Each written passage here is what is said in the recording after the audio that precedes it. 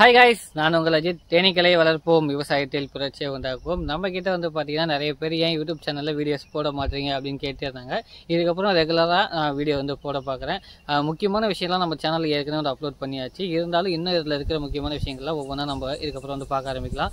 ஏன் இவ்வளோ நாளாக வீடியோ போடலன்னு கேட்டதுக்கு ஒரு சிம்பிளான பதில் சொல்கிறேன். என்ன அப்படின்னா, நீங்கள் எங்கேயாச்சும் தேனீ பெட்டியை வாங்கணும், இல்லை ஒரு வீடியோ பார்த்து நீங்கள் தேனீ பெட்டி வளர்க்கணும்னு ஆசைப்பட்டீங்க அப்படின்னா மறக்காமல் உங்கள் பக்கத்தில் இருக்கிறவங்கள்ட்ட நீங்கள் தேனீ பெட்டி வாங்கினீங்கன்னா தான் அந்த தேனீ பெட்டியில் ஏதாவது பிரச்சனைனா அவங்க வந்து சர்வீஸ் பண்ணி கொடுப்பாங்க. நீங்கள் லாங்கில் தேனீ பெட்டி வாங்கினீங்க அப்படின்னா அவங்களால சர்வீஸ் பண்ண முடியாது. இப்போ இங்கேருந்து நான் சென்னைக்கு கொடுக்குறேன் அப்படின்னா நான் அடிக்கடி சென்னை போவேன், என்னால் சர்வீஸ் பண்ண முடியும். எனக்கும் சென்னைக்குமே 200 கிலோமீட்டர். ஆனால் நாங்கள் போகிறனால என்னால் சர்வீஸ் பண்ணி கொடுக்க முடியும்.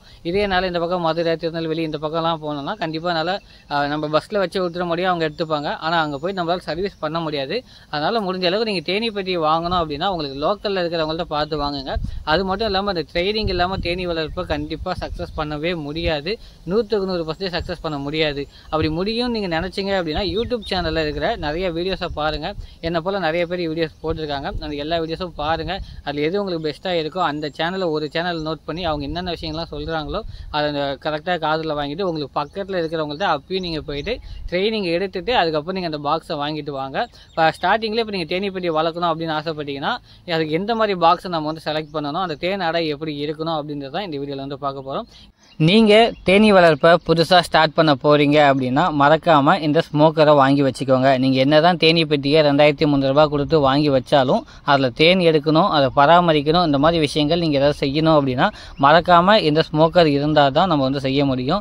ஏன்னா இந்த புகையால் தான் தேனீக்களை வந்து கண்ட்ரோல் பண்ண முடியும். இல்லை அப்படின்னா நீங்கள் தேன் பெட்டி ஓப்பன் பண்ணும்போது தேனீக்கள் நம்மளை வந்து கொட்ட ஆரம்பிச்சிடும். உடனே நம்ம என்ன பண்ணுவோம், அந்த அடையை வந்து தூக்கி போட்டு போயிடுவோம். அதனால் நீங்கள் அந்த தப்பு பண்ணாமல் இருக்கிறதுக்கு இந்த ஸ்மோக்கர் வந்து ஒரு 400 ரூபா வரும். இதை நீங்கள் வாங்கி வச்சுட்டு அதுக்கப்புறம் நீங்கள் தேனீ பெட்டியில் இருக்கிற ஒர்க்கை ஸ்டார்ட் பண்ணிங்கன்னா உங்களுக்கு தேனீக்கள் கொட்டாமல் வேலை செய்யலாம். ஏன்னா தேனீக்கள் வந்து எல்லா உடம்புக்குமே கொட்டினா ஏற்றுக்கும் அப்படின்னு கிடையாது. சில பேர்த்துக்கு ஜுரம் வரும், சில பேர்த்துக்கு அலர்ஜி, இந்த மாதிரி நிறைய பிரச்சனைகள்லாம் வரும்.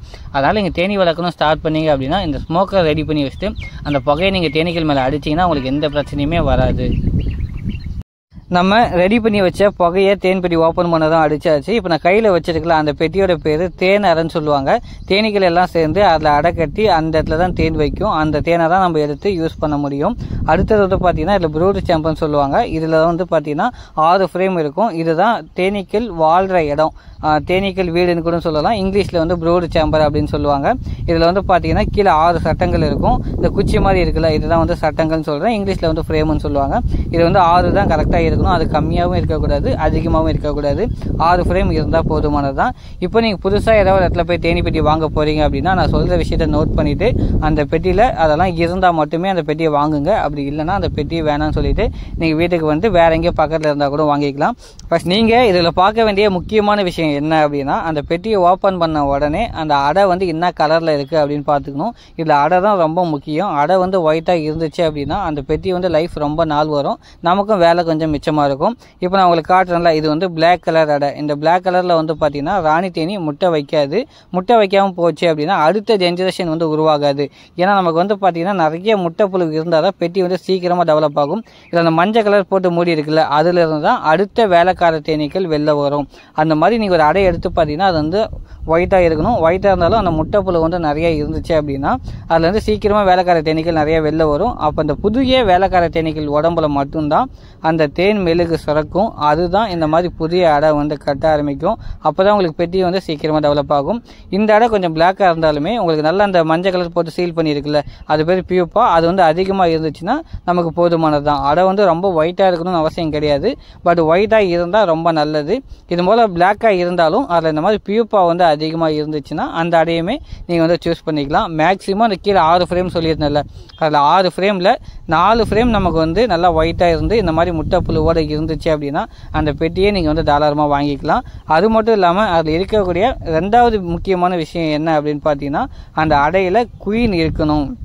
ஏன்னா குயின் இல்லாமல் நீங்கள் ஒரு தேனீ பெட்டியை வாங்கினீங்க அப்படின்னா கண்டிப்பாக அந்த பெட்டியில் வந்து டெவலப்பே இருக்காது. அப்படியே நீங்கள் எப்படி வாங்கினீங்களோ அதே போல் தான் இருக்கும். 4 அடைவில் அந்த ஈக்கள் எல்லாம் செத்து போயிட்டு அந்த பெட்டி வேஸ்ட்டாக தான் போகும். அதனால் முடிஞ்ச அளவுக்கு நீங்கள் பெட்டி வாங்க போகிற இடத்துல ஒரு 4 மணிக்கு நீங்கள் ஈவினிங் போயிட்டு கொஞ்சம் பேசிக்லாம் தெரிஞ்சுக்கிட்டு அதுக்கப்புறம் அந்த பெட்டியில் குயின் இருக்கான்னு செக் பண்ணுங்கள். இப்போ நான் விரல் வச்சு காட்டுறேன் பாருங்கள், அது சைஸ் கொஞ்சம் நல்லா பெருசாக இருக்குல்ல, அதுதான் ராணி தேனி. ஒரு பெட்டிக்கு ஒரே ஒரு ராணி தேனி மட்டும்தான் இருக்கும்.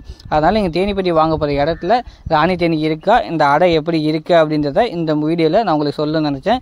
பேசிக் இதுதான், இதை ஃபஸ்ட்டு நீங்கள் தெரிஞ்சுக்கோங்க. அதுக்கப்புறம் ஏதாவது டவுட் இருந்துச்சு அப்படின்னா நம்ம ஒவ்வொன்றா பார்க்கலாம். அடுத்தது இந்த கடைசி அடையை நான் இப்போ எடுக்கிறேன்ல, இதில் வந்து பார்த்தீங்கன்னா எப்பயுமே தேன் இருக்கும், இல்லை மகரந்தம் இருக்கும். ஏன்னா நம்ம ப்ரீடிங் பண்ணும்போது இந்த கடைசி அடை எப்பயுமே பழைசாக தான் இருக்கும். அதனால் இந்த மாதிரி கடைசி அடையில் நல்லா முட்டைப்புழு இருந்தாலும் ஓகே தான், இல்லைனா தேன் இல்லை மகரந்தம் இருந்தாலும் ஓகே தான்.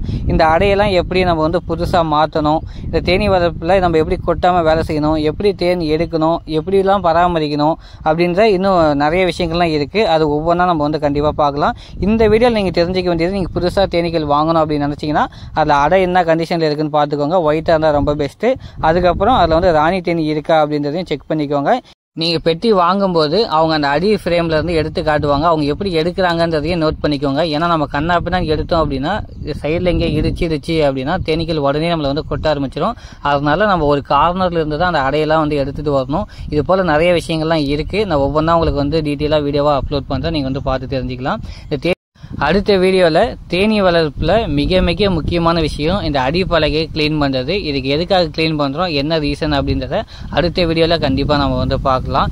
இந்த வீடியோ உங்களுக்கு வந்து பிடிச்சிருந்தா மறக்காமல் நம்ம சேனலை லைக் பண்ணுங்கள், ஷேர் பண்ணுங்கள், சப்ஸ்கிரைப் பண்ணுங்கள். அப்போ தான் நான் அடுத்தடுத்து போகிற மிக மிக முக்கியமான விஷயங்கள்லாம் உங்களுக்கு வந்து சேரும். தேனீ வளர்ப்பில் நீங்களும் சக்ஸஸ் பண்ண முடியும், நீங்களும் தேன் எடுக்க முடியும். உங்களுக்கு வீட்டுக்கான தேவையான சுத்தமான தேனை வந்து நீங்களும் எடுத்து சாப்பிடலாம், உங்களுக்கு பசங்களுக்கும் கொடுக்கலாம். நீங்கள் நம்ம சேனலை லைக் பண்ணிக்க வச்சுக்கோங்க, ஷேர் பண்ணுங்கள், மறக்காமல் சப்ஸ்கிரைப் பண்ணுங்க. நன்றி, வணக்கம்.